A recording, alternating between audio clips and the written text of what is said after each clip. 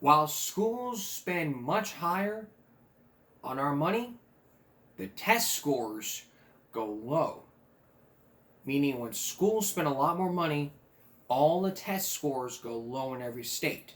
Good evening and welcome to Give Me a Break. I'm Jonathan Carmody. Baltimore City's at it again, this time spending higher while students test low scores. How can that be? Maybe it's because of the pupil spending. We now spend much more. For 40 years, the scores have been flat. Much more money, no improvements. It's awful. But the question is, why do Baltimore City schools perform among the nation's worst? So why one education expert believes he may have the answer? So this education expert to me says he has the answer to the question of why do Baltimore City schools perform on the nation's worst test scores? Here's Chris Papst.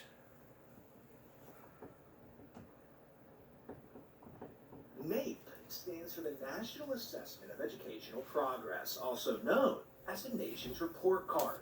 Every 2 years, the federal government tests 4th and 8th graders in math and reading in all 50 states and 26 large school systems, including Baltimore City.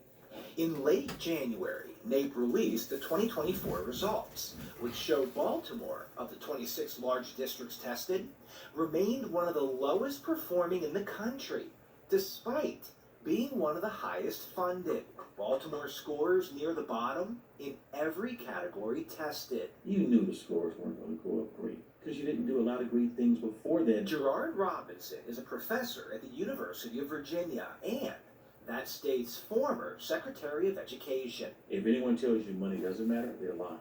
Money matters, but what matters most is where you invest money. According to the 2024 U.S. Census, Baltimore City spends more than 18,000 tax dollars per student, the 13th most among the nation's 100 largest school systems. You're one of the most well-financed school systems per capita in the country.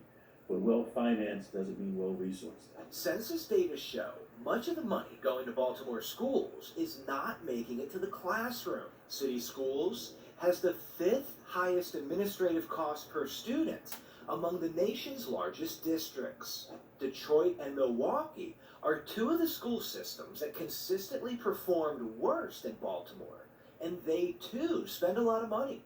Detroit spends more than 21,000 tax dollars per student. Milwaukee spends nearly 18,000.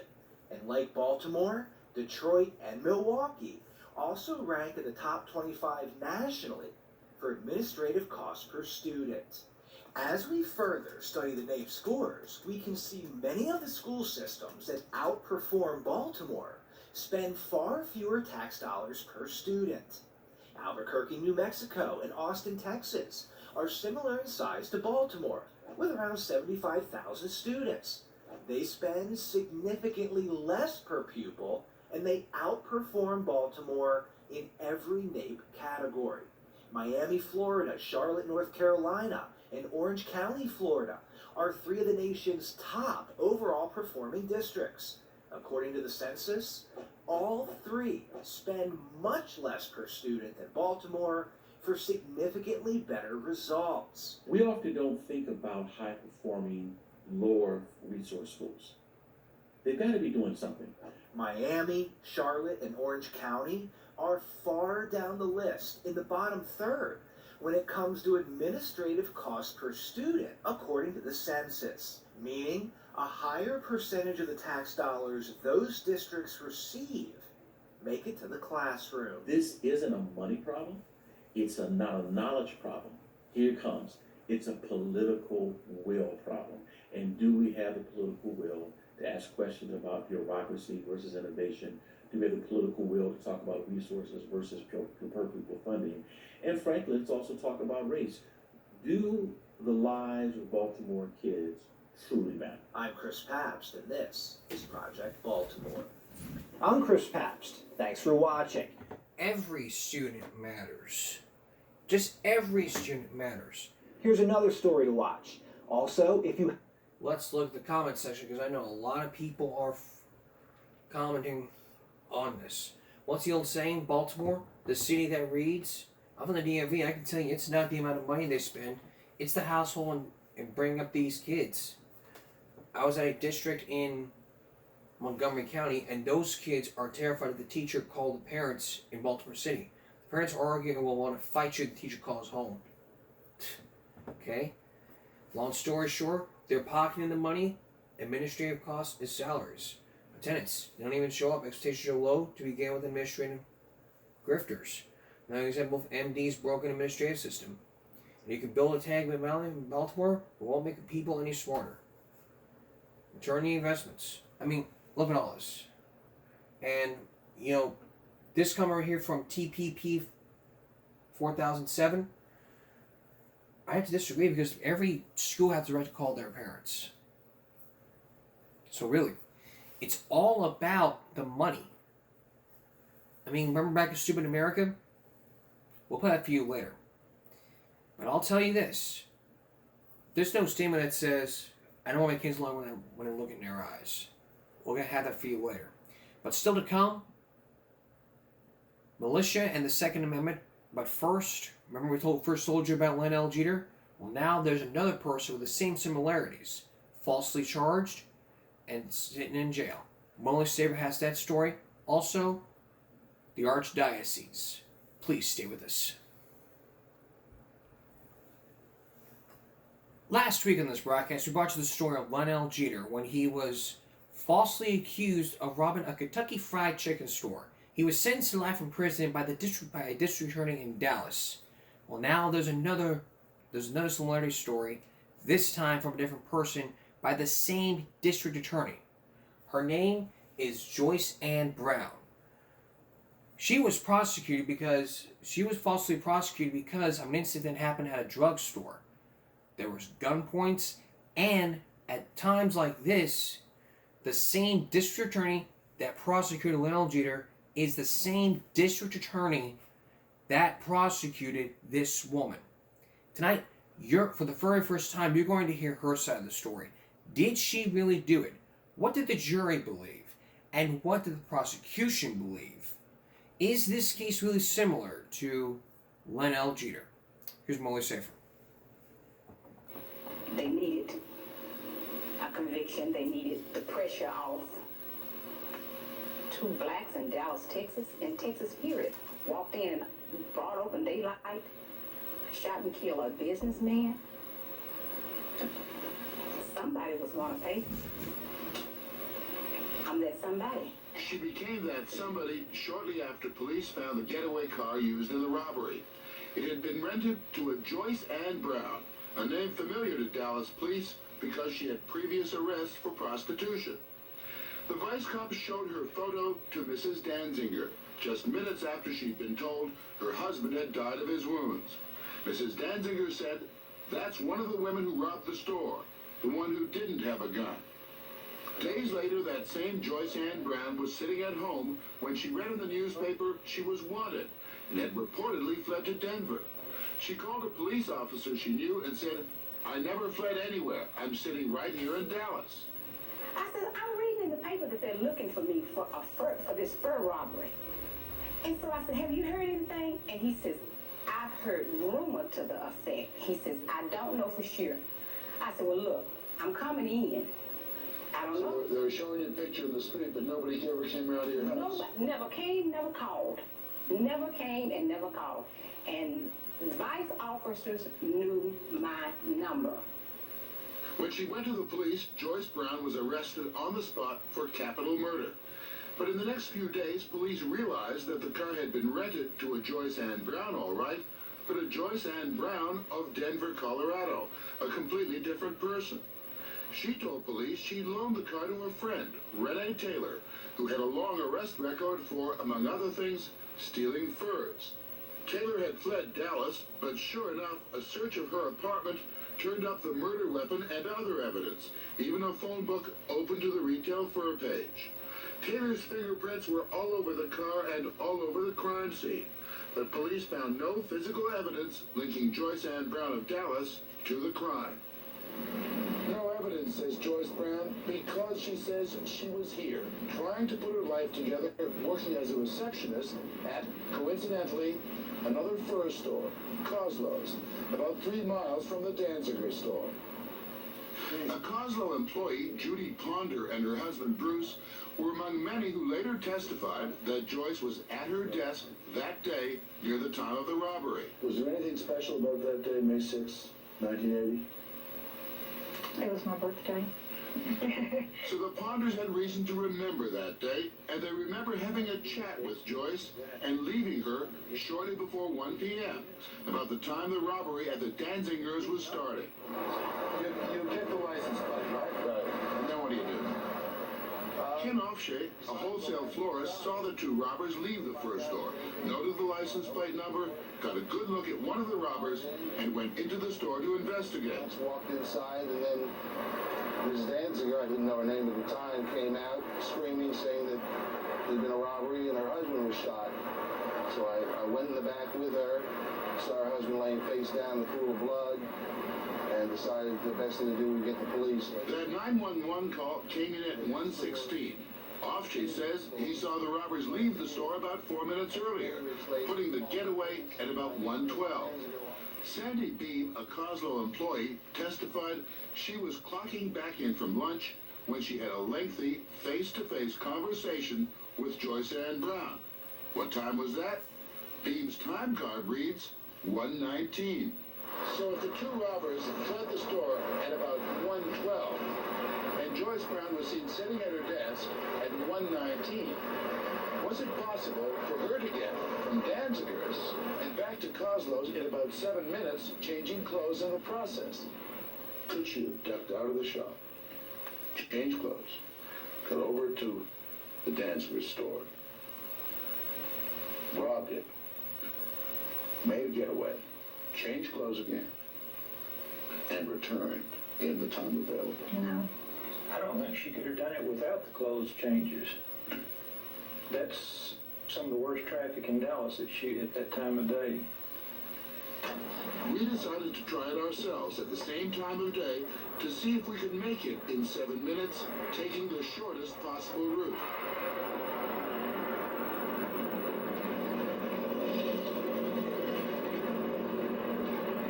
We hit the first light and we're making the second light. It looks as if we're making the fourth light, which is an unusual break. So it's a fairly clear run so far in this kind of lunchtime traffic.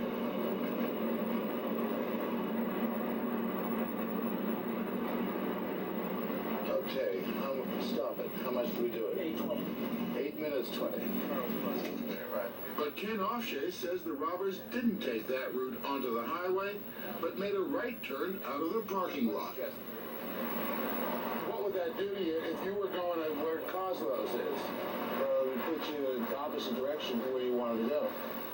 Why? So the case against Joyce Ann Brown seemed weak, but shortly before it went to the jury, Assistant District Attorney Norm Kinney, who told us he was barred from discussing the case, called a surprise witness named Martha Jean Bruce. Bruce, who was awaiting trial on an attempted murder charge back in 1980, testified that while she and Joyce Brown were cellmates in the county jail, Joyce had bragged that she'd taken part in a fur store robbery. The DA's investigator, Artie Christian, found her story convincing. After I talked to her a little bit in detail, she began to tell me some things that indicated to me that she would have had to have talked to someone involved in that crime because of the facts that she had about the way the furs was supposedly baggaged up when they left the scene. And Martha Jean Bruce had that information. She knew that they were in plastic bags. But she could have read that in the newspapers. Weeks before Bruce was interviewed, the Dallas Morning News reported that the robbers stuffed plastic bags filled with furs into a car and sped away. A lot of that was out in the papers. Well, I don't know. I don't recall it being in the papers at that time, and I had no indication that Martha Bruce had even had any exposure to the news from county of the way it was reported. But she did. Bruce admitted in her court testimony that she'd followed the case in the newspapers. Question. Joyce Brown didn't come in and talk about the guy getting shot and killed. You read about it in the paper, didn't you? Answer. Yes, sir, it was in the paper. Question.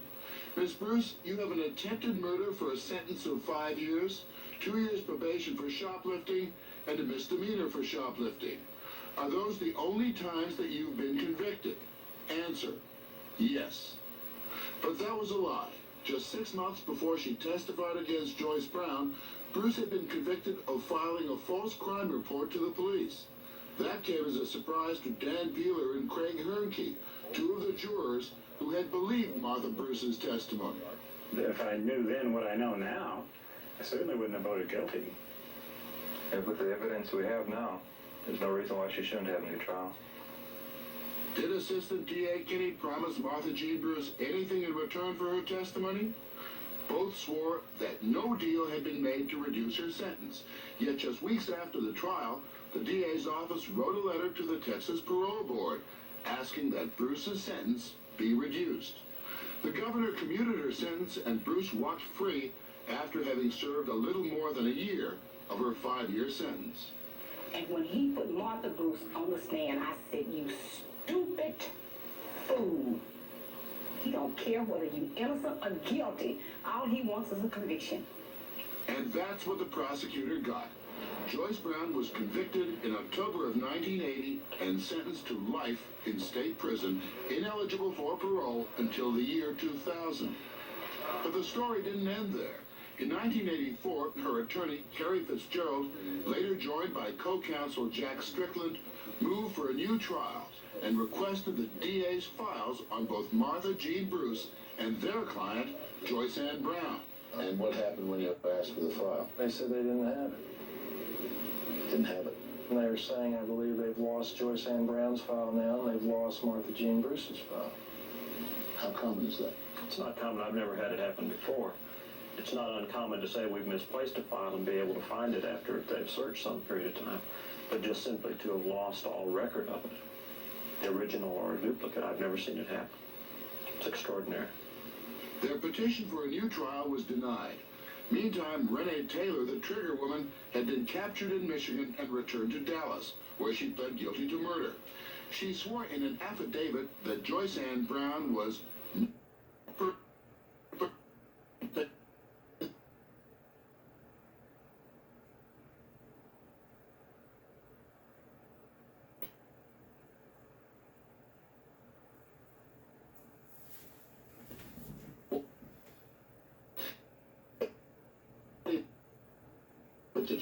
Yes.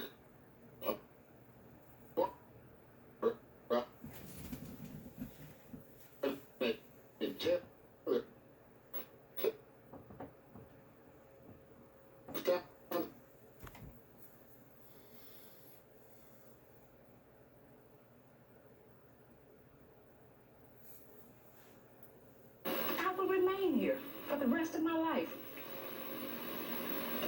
Really a vegetable. I have a family that supports me. I have a daughter that needs me. And I'm guilt-free. I can lay down at night and sleep. Sometimes I sleep 14, 15, 16 hours straight. I don't have to dream about a crime. I don't have to dream about seeing a man shot down like a dog because I wasn't there.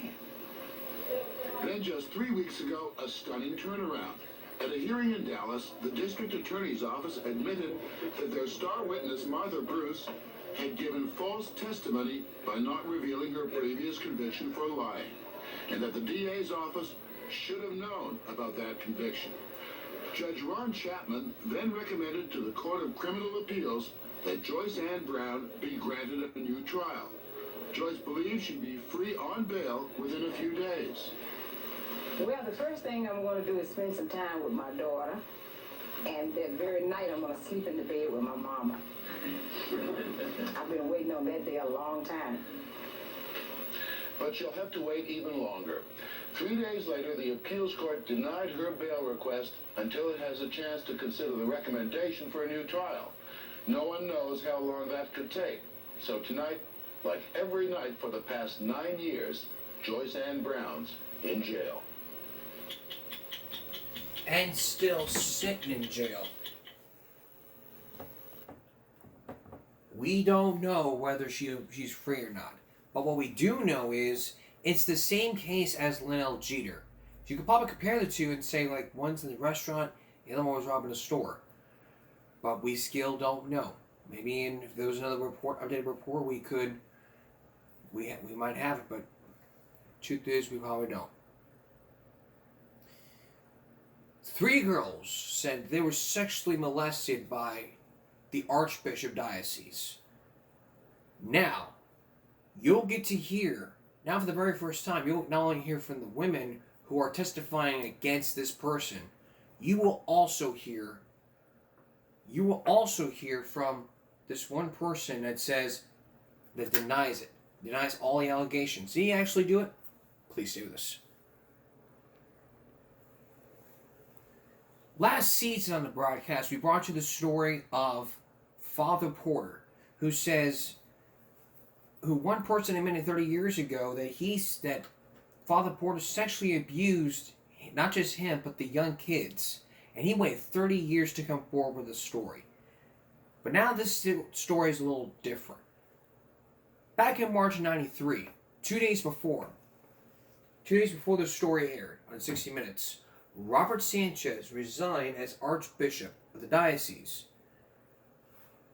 That resignation came as a story that you're about to hear. It's a story about sexual abuse, denying it, and one pastor and one person who said her attorney told her to say it. Here's Mike Wallace. Marlena DeBray Nowak says she complained to the Archbishop 3 times that her 10 and 12-year-old sons, Tom and Mark, were being fondled by Father Arthur Perot. That was 17 years ago. Nonetheless, over the years, the Archbishop promoted Father Perot to head the largest parish in the state. But last fall, an avalanche of lawsuits hit the New Mexico courts, charging numerous priests there with child abuse. The lawsuits include allegations that Father Perot abused at least 6 more children after Marlena DeBray Nowak had reported him to the Archbishop. The tragedy of it is, sir, that we did not know until recently that this didn't happen 2 or 3 times. This happened 25 or 30 times, sir, in my home. Sometimes when my husband and I were in the house. Oh, it wasn't just one or... Oh, no, sir. But my son, Tom, did not tell me this until he was 29 years old, and I thought I'd fall out of my chair. They protected them, sir. They protected the priest because he was a priest. And you ask why? You ask these children, why did you do this, even when they're adults? Because he was a priest. Because the nuns taught us in catechism that we mustn't say anything bad about the priest, we'd go to hell. Because he represented God. That's what makes this crime so despicable. Do you hold the Archbishop responsible for all of this? 100%. The buck stops at his desk. He is the honcho, the boss. And his job is to protect the children, among other things. The church itself estimates that more than 100 children were abused by about 20 priests. Attorney Bruce Pasternak, who represents the victims, alleges several hundred children were probably molested. Parents have come to us and told us that they personally met with the Archbishop and complained that their children had been sexually molested by priests. Letters in the files reflect that the Archbishop was warned by other bishops, by psychologists, by people in the community, in the Catholic community. All down the years, he continued to receive those warnings and did not stop the pedophilia, I'm afraid. Why do you think there has been apparently so much of this in the New Mexico Archdiocese? New Mexico became a center for the accumulation of the world's pedophile priests. Servants of the Paraclete, a facility operated by a small order of priests, was started here in 1947. And over time, it became the place where pedophiles from all over the world were sent. Paraclete House tries to rehabilitate pedophile priests. Over the years, many of the priests who came here went to work in the Archdiocese in New Mexico when their treatment ended. Are children still being abused by priests today in this area? As recently as 4 months ago, a priest in northern New Mexico was criminally arrested and indicted for having molested a child. We have no reason to believe that this conduct has stopped. This is Kelby at Moore's Compounding Pharmacy, where your health is our priority. Our supplement. Tim Martinez recently revealed that when he was just 14, Father Jason Siegler seduced him into having oral sex. It's going to be hard for someone to understand this that's non-Catholic first. Is that the esteem and the pedestal that you put a priest on, I don't think you question it.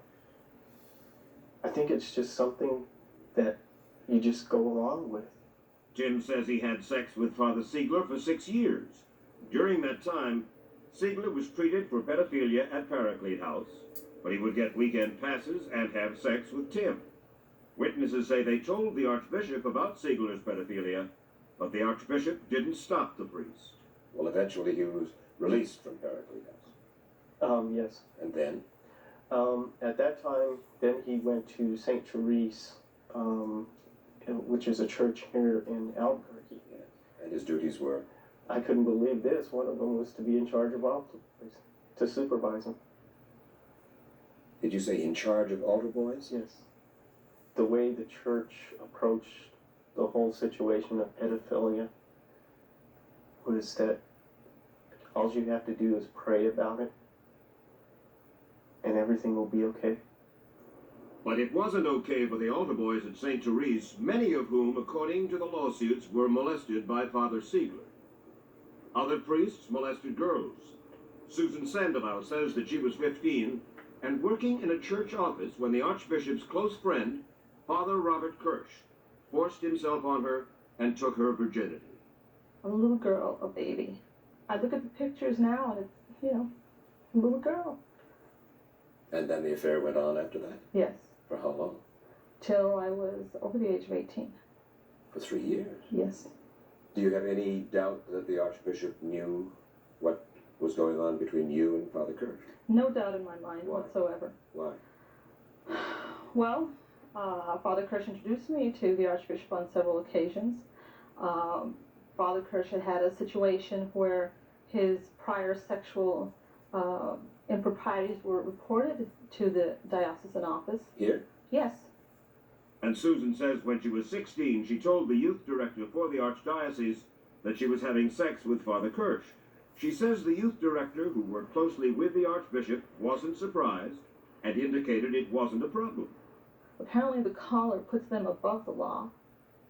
If you did it, if I did it, if we molested children, it's criminal, isn't it? Father, I want to read you some things that have been said. We found Father Kirsch on a 10-mile pilgrimage. At first, another priest tried to keep us away from him. Father Kirsch, I want to read you what Susan Sandoval says about you. She was 15 years old in 1974 when she took a nap one day on a cot in the office, and she woke up with Father Robert Kirsch's tongue in her mouth. Not true. Kirsch was a parish priest in a small New Mexico town. In a small New Mexico town, she lost her virginity that day. Now, why would she say that about you, Father Kirsch, if it were not so? Why would she say that about you, Father Kirsch? You say it's not true. Absolutely. Why do you think Susan Sandoval would say that? Because Bruce Pasternak told her to say it. Because her attorney, or the family's attorney, told her to say that. He made it up for her. Correct. But Father Kirsch, in a court deposition, had already admitted that he did have intercourse with Susan Sandoval. Still, he said that didn't violate his vow of chastity because when he had sex with her, there was no passion. The story will continue after this. A priest who has worked with the Archbishop here in New Mexico for 18 years has told us, he has confirmed, that since the 1970s, Sanchez has known about priests molesting children here. But this priest told us that the Archbishop's top priority has been to preserve and protect the Church's image, not his parishioners' children. And so this priest said the Archbishop has simply refused to stop the pedophilia or even to warn parents about it. Finally, jolted by the lawsuits, the Catholic Church sent Father Ron Wolf to New Mexico last September. Father Wolf says his job is to clean up the mess. I mean, shouldn't the Archbishop have stopped the molesting of children by priests years ago? He's been Archbishop here since 1974, no? That's right. And the point is, Mike, as I look at it, that the nature of pedophilia was not that well known in terms of what was involved with it from a psychological standpoint. Number two, pedophiles were being treated by psychologists. The nature of pedophilia is that somebody, an adult, is preying upon a child for Right. sexual... Let me put it to you this way, the nature and the treatment. And yet, over the years, the Archbishop knew perfectly well that pedophilia was going on in his archdiocese and never moved to do it, to stop it, to inveigh against it publicly, to tell his priests to... I confess to you, I don't understand why. I don't have all the answers as I sit here, Mike. I'd be a liar if I did. You will agree that it is a stain upon the reputation of the Archdiocese of New Mexico. Mike, there's no question about this. Even my brother priest don't like me to use the term, it's the mark of Cain. It's a mark, it's a blemish on the priesthood. But it turns out there's even more. It turns out that the Archbishop, despite his vow of celibacy, has been sexually active himself. Now, 3 women are breaking a silence that has lasted almost half their lives to say that Archbishop Robert Sanchez took sexual advantage of them soon after he became Archbishop. They say they're coming forward now to stop the child abuse. We spoke first with Judy Maloof. Part of the way that he seduced me was through using spiritual language and my religiosity. At the time, I was a very devout Catholic. I think he exploited my spirituality by comparing me at times with powerful religious icons like the Virgin of Guadalupe. And then he took your virginity.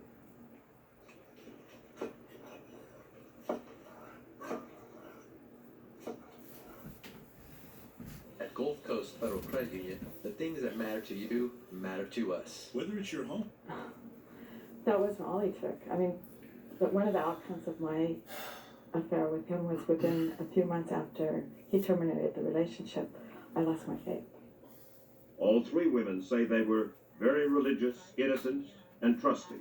Judy was 19 when the relationship began. Kathy Mendoza and Patty Madrid were 18. The Archbishop was 40. Soon after he met them, the Archbishop took Kathy and Patty on a private camping trip. The thing that really surprised me, Mike, was that he put his sleeping bag between us. And I thought... Did you say anything to him at the time? I thought it was strange. I didn't say anything, but I thought, well, here's this very important person who I thought was next to God. He must know what he's doing. During the middle of the night, he assaulted me. What do you mean? He put his hand in my sleeping bag and fondled my breasts. I mean, suddenly you realize that the Archbishop... Yeah. I was very naive, and I had no idea what was going on, what to do, what to say. Should I say anything? What did you say? Nothing. You just let him... I was scared. I was Caress. scared. Were you aware of the fact that this was going on? I wasn't aware that was happening to Kathy. And for my part, the only thing I remember is that he did roll over and he did kiss me. Kathy and Patty say, though they did not have intercourse with the Archbishop, over the years he would kiss and fondle and caress them.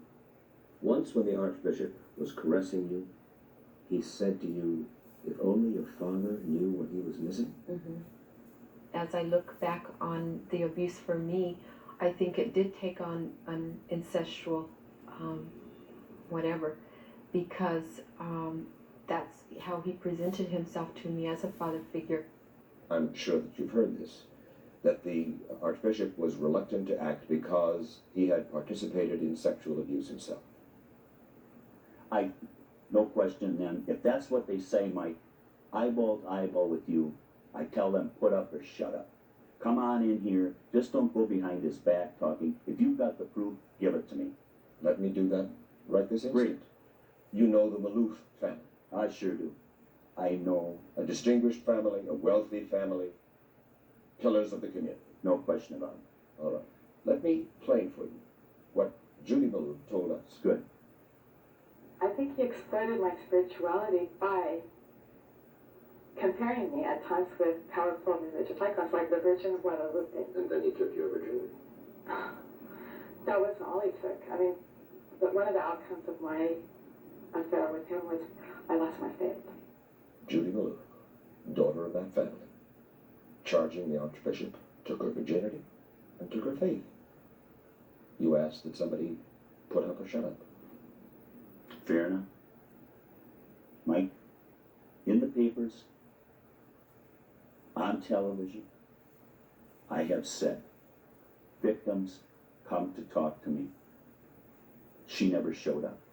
Well, When Archbishop Sanchez heard that Judy Maloof and Kathy Mendoza and Patty Madrid had talked to us, he only admitted having had relationships with them. But Father Wolf went further, saying he believes the relationships were sexual. And last Friday, Father Wolf called the Archbishop's resignation an admission of guilt and acknowledged that he resigned because of these public allegations. Other women, too, told us they had sexual relationships with the Archbishop.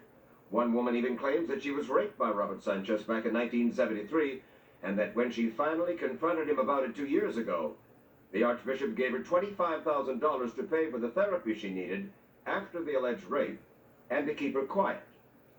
A footnote. Bishops all across the country have either ignored or protected priests who abuse children, according to Jason Berry, author of the book Lead Us Not Into Temptation. Berry says that for years, many bishops have been moving pedophile priests from parish to parish without warning parishioners. It leads you to believe, like, what the hell's going on in our society these days to where nobody comes forward. Does more need to be done? Well, yes. More has got to be done.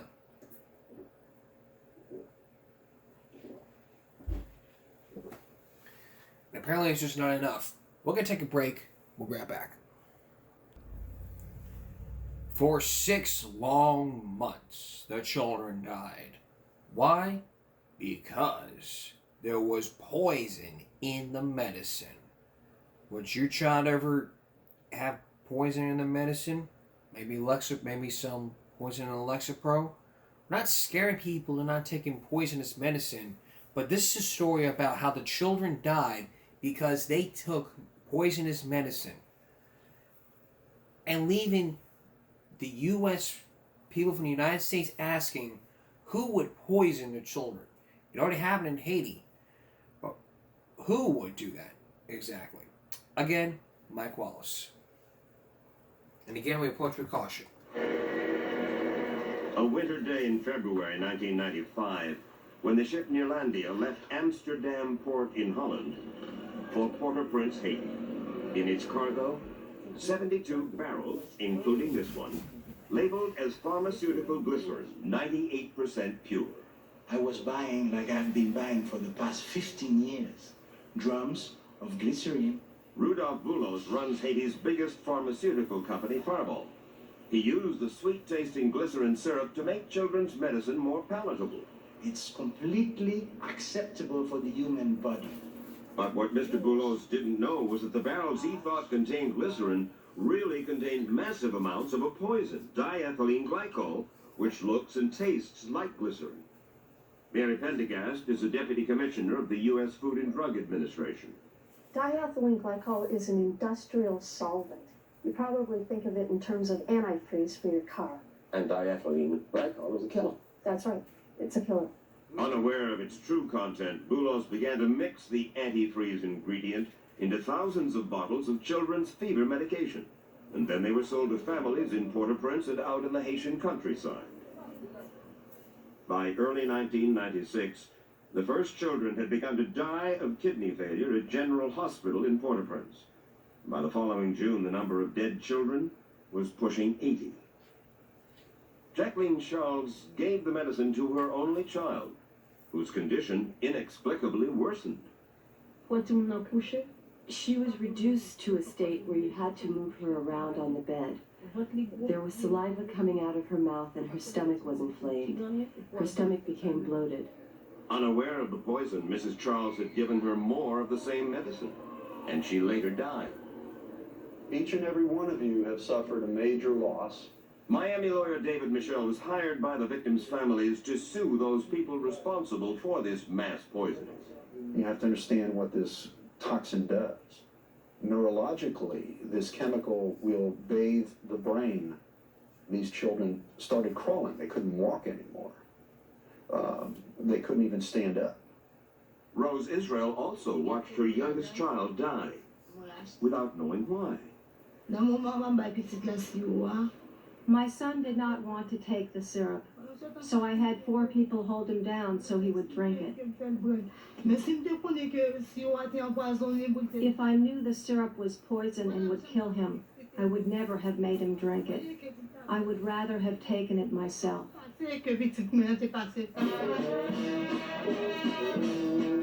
Funeral parades like this one are part of the landscape in Port-au-Prince, where premature death can be widespread. As a result, the rising death toll of children went unnoticed for many months. There was no parade for Yolette Saint-Val's only daughter, who lived in poverty there. She came home in a cardboard box. What is really so difficult about this for the parents is that the parents fed the poison to the children. Oh my. Finally, the doctors noticed that many children seemed to be dying from the same strange illness, and they wondered whether it might be something in the water, because some of the victims were from Haiti's worst slum, Cité Soleil, on the outskirts of Port-au-Prince. But when the deaths reached into middle-class communities there, Haitian doctors were left groping for answers. So it was a mystery. It was a mystery. Was it something they ate? Was it a new disease? Was it a spider bite? And what was it that was causing the children to die? News of the mounting death toll reached Dr. David Brandling Bennett in Washington, D.C., where he works in the Pan American Regional Office of the World Health Organization. At last, a solid lead had emerged. We got pathology, that is, we were able to get the kidney samples from some of the children and look at them. And this suggested that it was a type of illness that had been seen before. An illness that in recent years has been caused by other medicines containing diethylene glycol. In India, in Bangladesh, in Nigeria, hundreds of children had died. In Haiti, since all the victims had taken the same fever medication, Haitian authorities asked the U.S. Food and Drug Administration and the Centers for Disease Control to investigate. Working around the clock, they discovered that the glycerin used in Mr. Boulos's fever medication was indeed full of diethylene glycol, that same antifreeze ingredient that had killed the other children around the world. Boulos got the news early one morning that he and his company, Farval, had unwittingly played a role in the deaths of at least 88 children. June 22nd at 2 a.m. It was devastating. It was the crumbling of 25 to 30 years' work as a pharmacist. Who could do such a thing? Who could be responsible? Who could think of such a crime? So the question then was, where did the glycerin come from? Who made it? What happened? And is it being sold to other Farvals around the world? Who knows how many drums full of this stuff are where at this moment? Which is why we engage in this worldwide chase. The FDA traced the poison back to Rotterdam, where they made a frightening discovery. Sitting in a warehouse there, awaiting shipment, were another 66 barrels of so-called glycerin, identical to the one shipped to Haiti, and they too contained the sweet and poisonous antifreeze. And so we said, you sold it to Farval, who'd you buy it from?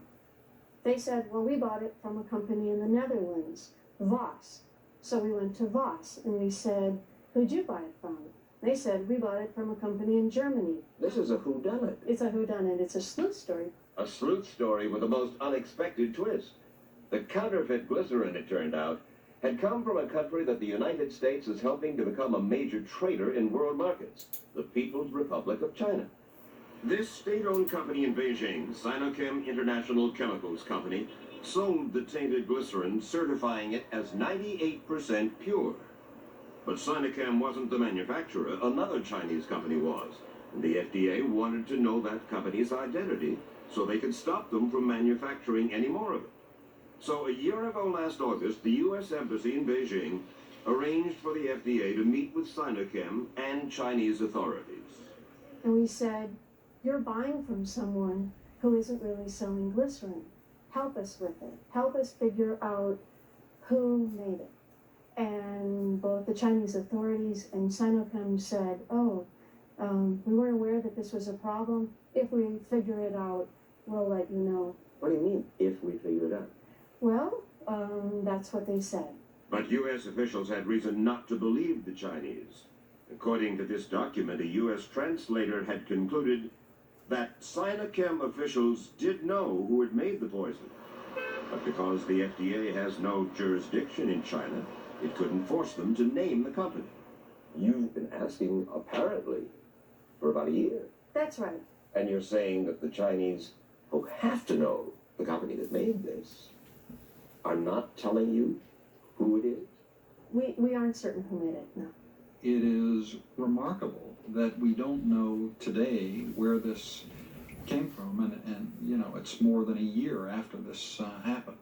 Dr. Kim Soles, a physician in Edmonton, Canada, has worked to end poisonings like the one in Haiti. The big concern is, do we know that this is stopped? We know that it's stopped in Haiti, but do we know that it's not still going on in other countries? The only way to know that is to find out where it came from in China and whether that source is still continuing to produce this toxic mixture. Investigators had another reason to worry about Sinochem. According to this FDA memo, they learned that a German company had recently blacklisted Sinochem for trying to sell another impure pharmaceutical additive. But in Haiti, the obvious question is, why would anyone add poison to glycerin in the first place? Health officials say they see a profit motive. They found that in previous poisonings in other countries, diethylene glycol had been substituted for glycerin in medicine apparently because it was cheaper, at least 50% cheaper. The Chinese were not implicated in those incidents. Could it have been an accident that this was being done by whatever that firm was in China? Sure, anything's possible. But you're skeptical. We're skeptical. It was counterfeit. It was specifically designed to superficially look exactly the same as the non-toxic substance. This was something done on purpose, but the purpose was a monetary one. It was not with the intent to kill people. We tried to talk to Sinochem in Beijing and to its sister company Sinochem USA in New York's World Trade Center, but they would not respond. Neither would the Chinese embassy in Washington nor the Chinese Ministry of Foreign Trade. But the Chinese aren't the only ones keeping silent.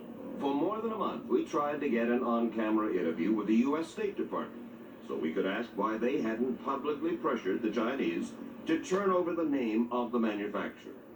Finally, a State Department spokesman told us there would be no interview. He said he couldn't find anyone, quote, interested in going on camera to discuss the subject. To ignore it, I think, would be a crime. Congresswoman Nancy Pelosi, a Democrat, has frequently criticized administration policy toward China. We cannot get through the Iron Curtain at the State Department to have them make any kind of statement at all about any of this. Well, the State Department is an arm of the administration, and the administration policy has been very clear on China, and that is that money rules. What are you saying? I'm saying that the only consideration that is important in Washington, D.C. is the money that is involved in U.S.-China trade. The World Health Organization, of which China is a member, hasn't been aggressive either in trying to hold China accountable. You'd think they would say, look, let us know. Who, why, what, how did it happen? And do it publicly. Well, the WHO tends to be non-confrontational in these situations, and I think that's been the case here as well. This is the sixth mass tragedy, mass poisoning in the 20th century from diethylene glycol. This shouldn't have happened, and unfortunately, the lives of children were lost, and if that doesn't move our State Department or move the President, and I know the President is concerned about children's issues. Yes, he is. If that doesn't move this country to determine who the manufacturer was, then I quite frankly can't tell you what would. The worrisome part is it could happen to other kids. We don't want this to happen to any kids anywhere in the world. Unfortunately, it takes a wake-up call on the backs of babies to get governments to change what they do and how they do it. I think about him lying next to me, hugging me, and kissing me. I dream of him putting on his father's shoes and hat and running around so that people can see him.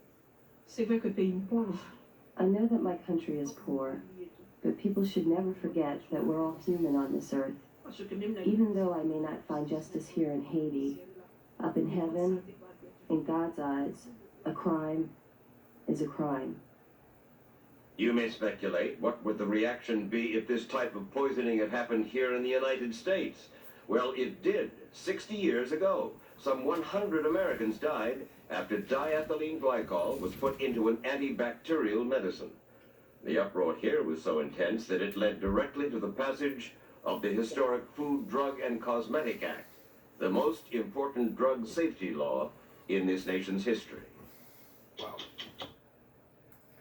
So now we know who poisoned the children and why nobody came forward. Here's what I have to say. Tell somebody. Have somebody come forward and say, look, we have some information for you. Here's what we know. And if they say they don't want to hear it, then then you just tell them right away. And maybe then they'll try to understand. And go, oh. They say, oh, I wasn't aware? Well, now you are aware. We're going to take a break. We'll be right back. Welcome back. House Bill 515. It would require electronics to be locked up during school hours. That does not include devices issued by the school. So that means that cell phones are prohibited, but they'll issue you laptops, issue computers and laptops. And while we're on the subject of this, CCISD has its rules. Pre-K through 8th grade, they must turn on devices all day. High school, during passing period and lunch, students can use campus phone for emergencies. Now, 10 years ago when I was in school, there was a thing called the BYOD, which is the Bring Your Own Device policy. That means you can bring your cell phone, your laptop, and you can use it while you're in school. During that time, you had to use it 5 times. Before school, during passing periods, during lunch, after school, or if the teacher gives you permission. Now, the rules have changed because of the data that was found. The only time that you're able to take out that phone is if you're in the classroom and the teacher gives you permission to take out your phone. And as we've been talking about throughout these years, we've been focusing on texting in class. And we also took a second look into texting in class,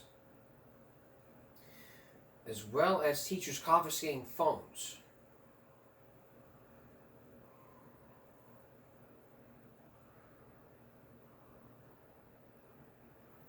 So that's why if you make a law prohibiting cell phones in school, I mean, what if it was an emergency, you know? If it was an emergency, then they have to use the campus phone. It's like, what if you need to call your mom because you forgot your backpack? You call the campus phone. What if the campus phone doesn't work? Then you use the cell phone.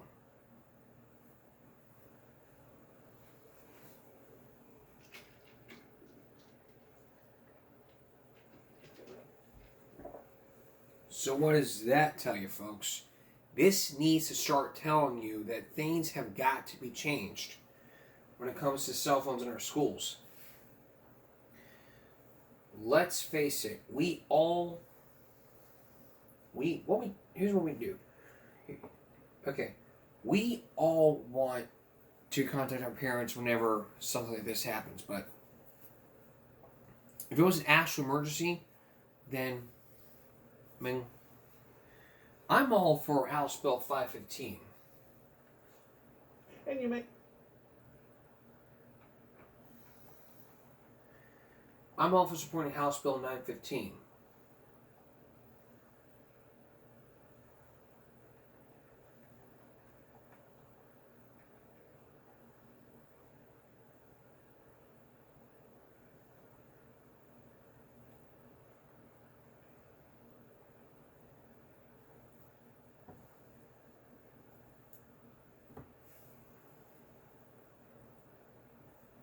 But there is the part of distraction to the educational process. I mean, that's why years ago phones were prohibited in schools, because it's not only would be a distraction to the teacher, it would also be a distraction to the educational process.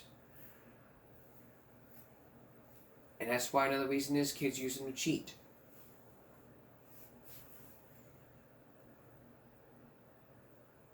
If I had my, you know what, we're going to take another break. We'll be right back. And we're back. As I was talking about,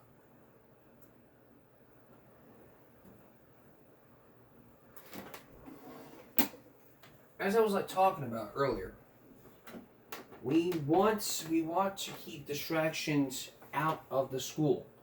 And the way to do that is we implement cell phone policies. But when you create cell phone policies, then it becomes the question for the kids, like how to reach my parents. So therefore, you're at an impasse. What I want to show you here is a video that I got from the old desktop. This video was from a YouTuber who then deleted it after he probably found out I took his video by a third-party website. In it shows a student who refused to listen to the teachers, not pushing in their chairs, and at the end of the video, he was all like, I told him to give him a call. You know, and you'll hear what the principal had to say. Take a look.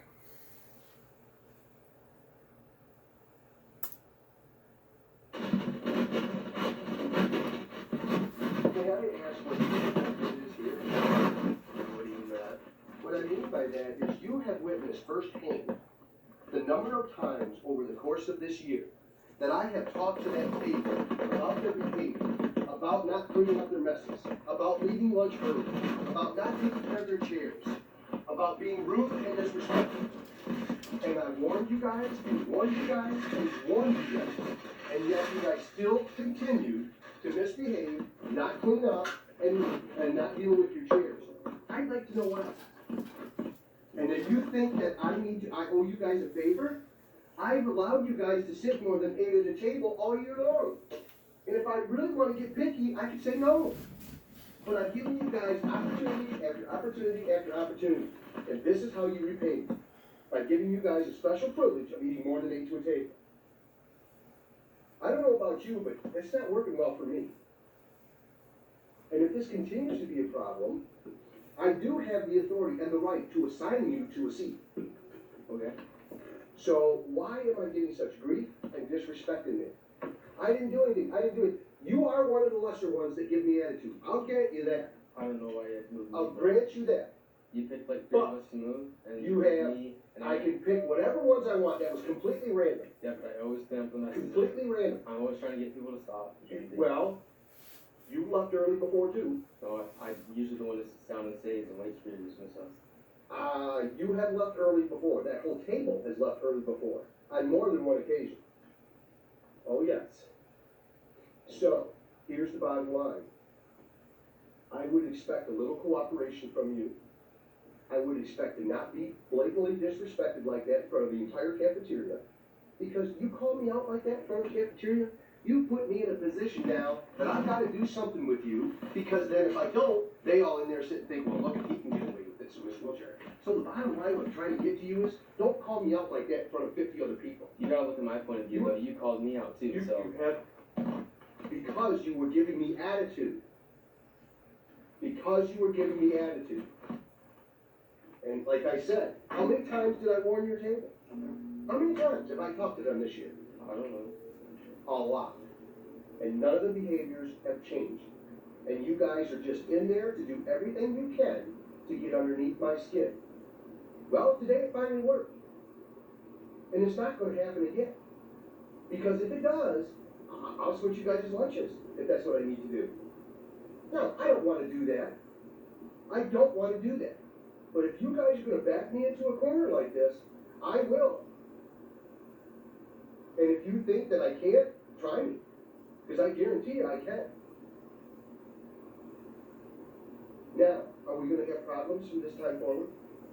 I don't know. It depends on getting blamed for something I'm doing, and I'm not gonna let it happen. And I told you guys, how many times did I tell you? You sit at this table with all these other people. You are responsible for them also. When they leave a mess and you get up and you allow them to leave and leave their mess there, that then becomes the table's mess. Usually I pick And it up. I've told you that. You have helped out in the past. Yes, you have. But you have also disrespected me. You have also left early. And you don't,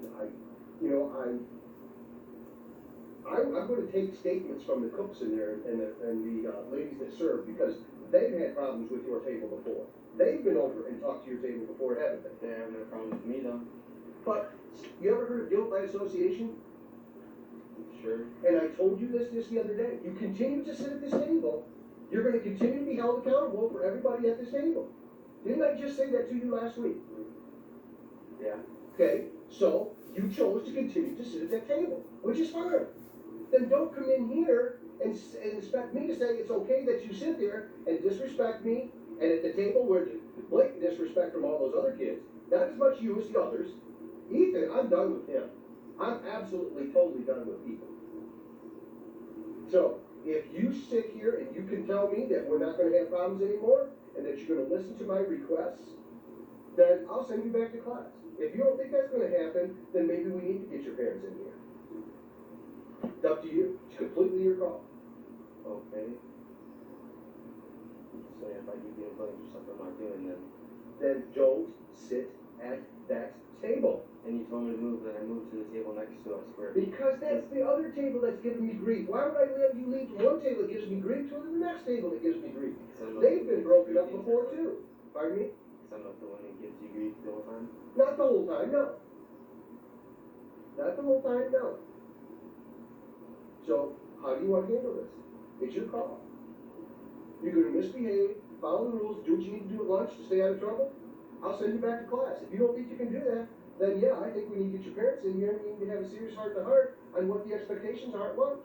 If me behaving involves me sitting alone at a table, then. I didn't say you had to sit alone. Well, you said we had to move and you were pointing at tables where I'd sit alone. I never said you had to sit alone. All I said was you didn't sit at that table. And you're not going to move over right next door to all your other buddies that are giving me grief and stuff too. Why in the world would I do that? Why would I put you with somebody that I know is already giving me trouble? I don't know. You know, and let me ask you this. How would you like it if I came to your house? Now, that's not a good example because you're not an adult yet, but come to your house and make a mess and not clean it up. That's never going to happen. No, it's not. So why do you think it's okay here? I cleaned it up. Most of the time, you cleaned it up. Yeah.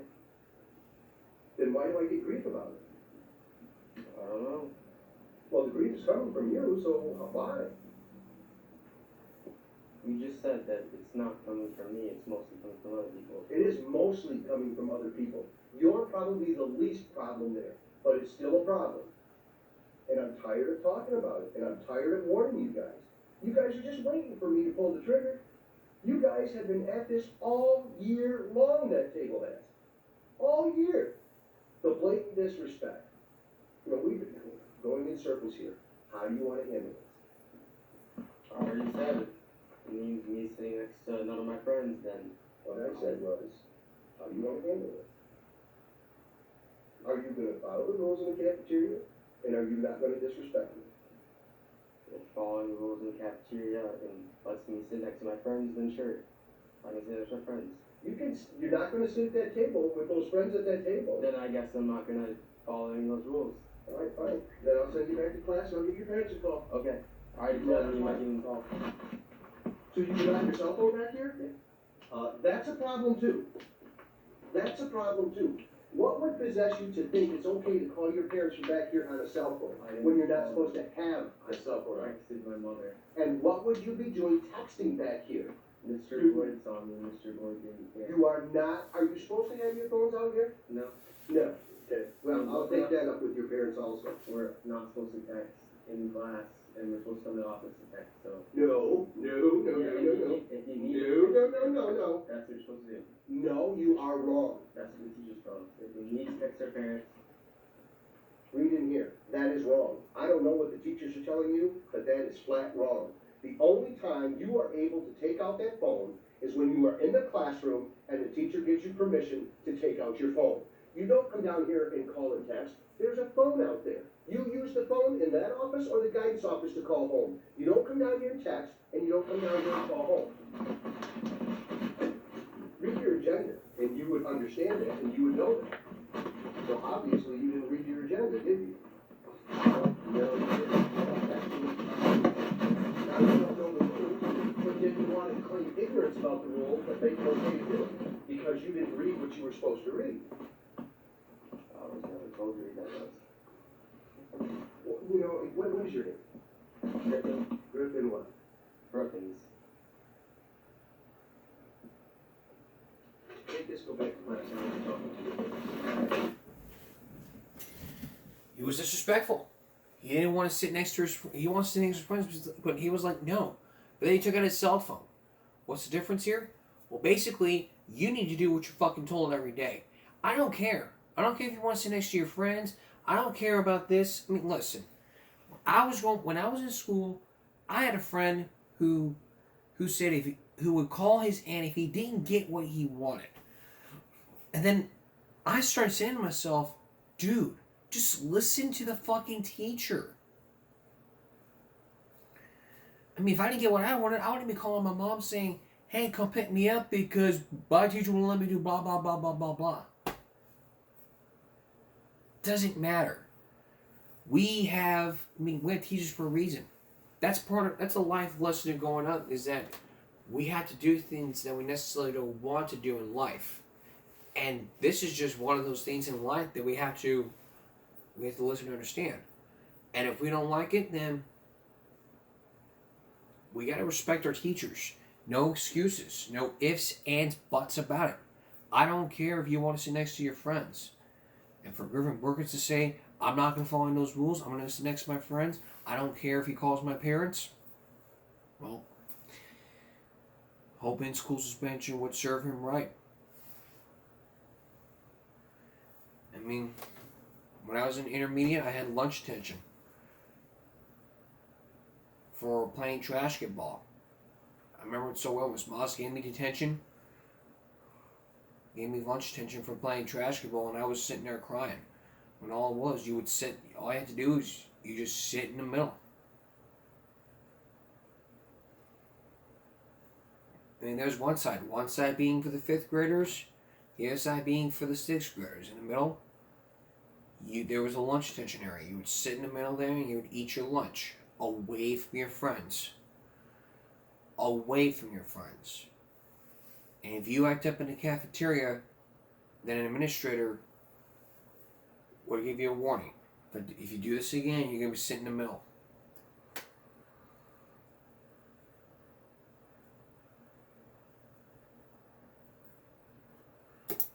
And that's how it was. Everyone would just sit in the middle, eat their lunch, and not talk.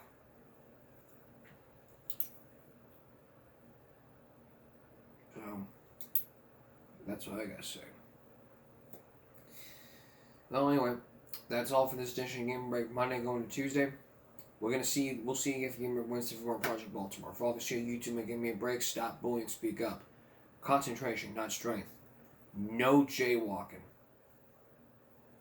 Take care of yourself and each other. I'm John the Carmody. Good night.